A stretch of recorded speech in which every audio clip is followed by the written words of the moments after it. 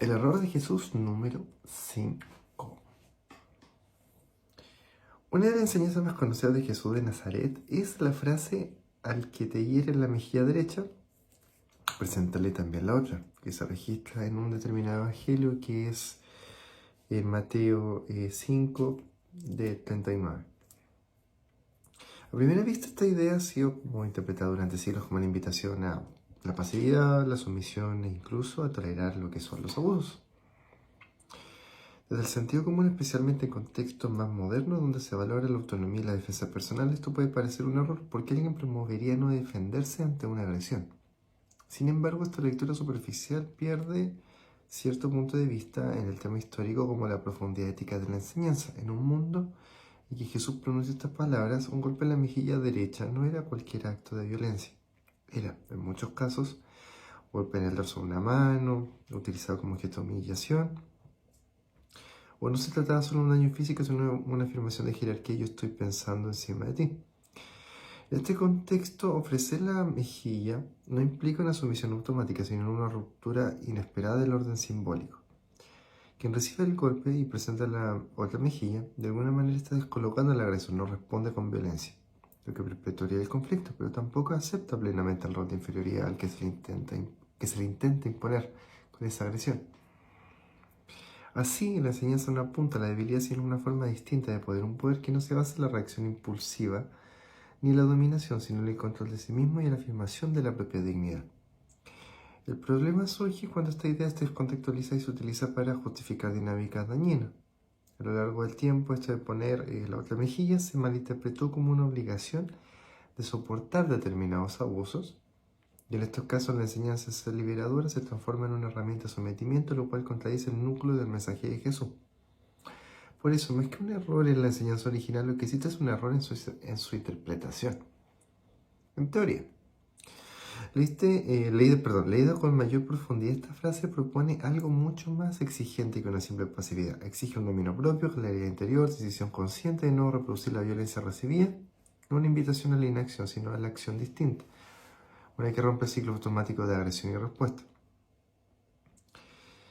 Y más bien invita a distinguir entre el reaccionar desde el impulso y responder desde la conciencia, lo cual juega gran parte de lo que es la madurez emocional y ética. En el mundo actual, estas interacciones muchas veces están marcadas por reacciones inmediatas, en distintos contextos, redes sociales, porque nos pide ser quizás pasivos y en vez de ser predecibles respecto a nuestra violencia. La pregunta no es si poner la otra mejilla es un error, sino estamos dispuestos a comprender el tipo de fuerza que requiere. Yo esto lo cuestiono varias veces porque, por ejemplo, si tú pones la otra mejilla y tú estás con una persona que te está agrediendo y tú hablas esto desde el tema humano, uno es un ser humano, pero también es un tema espiritual. Entonces tú le puedes dar quizás como una mayor trascendencia, en donde puedes tener la voluntad y la fuerza para no lograr mantener ese ciclo de violencia, y quizás se pueda hablar el tema del perdón y del amor. Pero hay situaciones en las cuales tú no puedes establecer, es como una forma en que tú tomas o recibes una agresión, y en esa agresión tú ¿qué haces? Tú de alguna forma te actúas como la otra persona, te rebajas a ese mismo tipo de actividad. ¿Qué tipo de reacción tienes? ¿Eres peor que esa persona?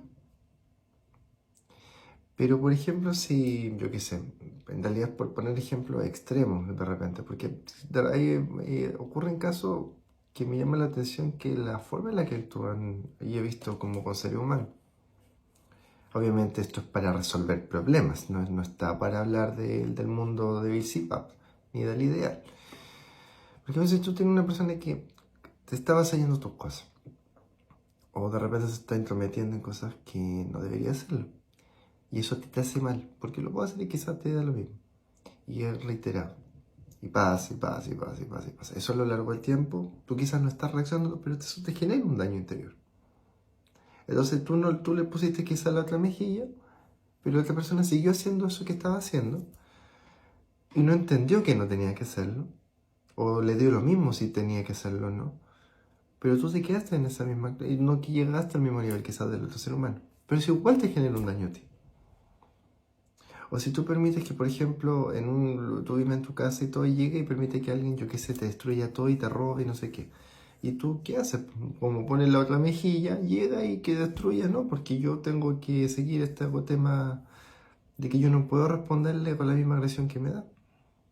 Y no, pues eso no puede ser. Uno tiene que también tener cierto manejo, cierta estructura, cierta cantidad de formas de delimitar y salvaguardar la integridad propia de las personas que son importantes para uno.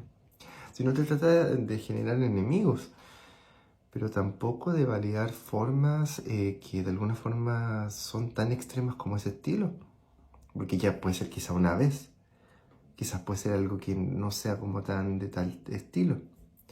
Tampoco se trata de ser alguien extremista, ni alguien ni creerse un juez de la vida.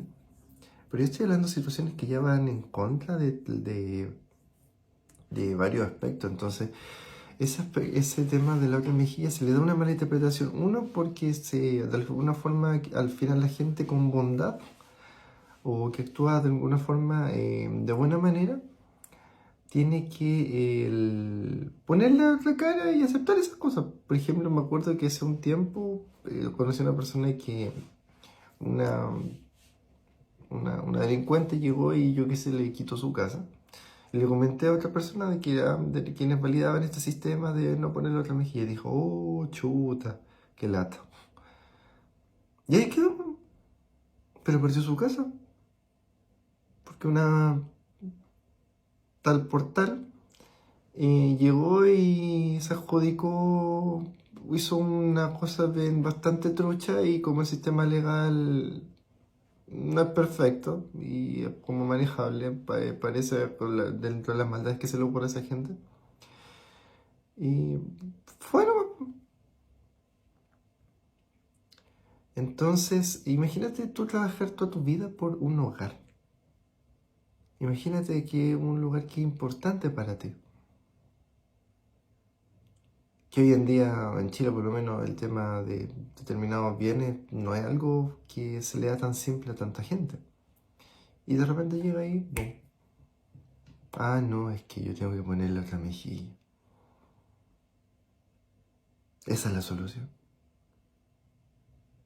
Por eso yo pienso, por eso yo lo tomo como un error, porque de alguna forma tú lo puedes entender de un tema espiritual, pero uno también es un ser humano de carne y hueso.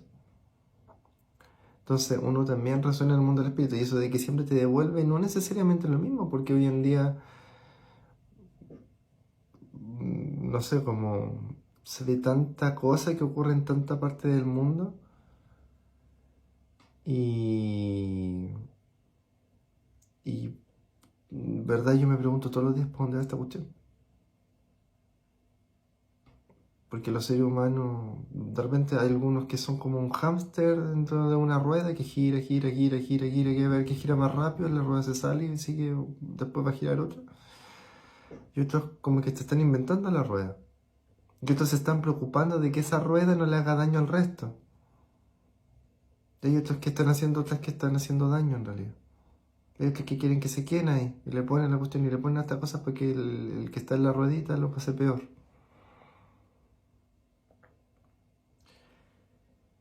Y por eso creo que es un error en la interpretación que se le da, es un error en la forma en la que se aplica, porque de alguna forma tú cómo puedes, porque de alguna forma el ser humano también funciona también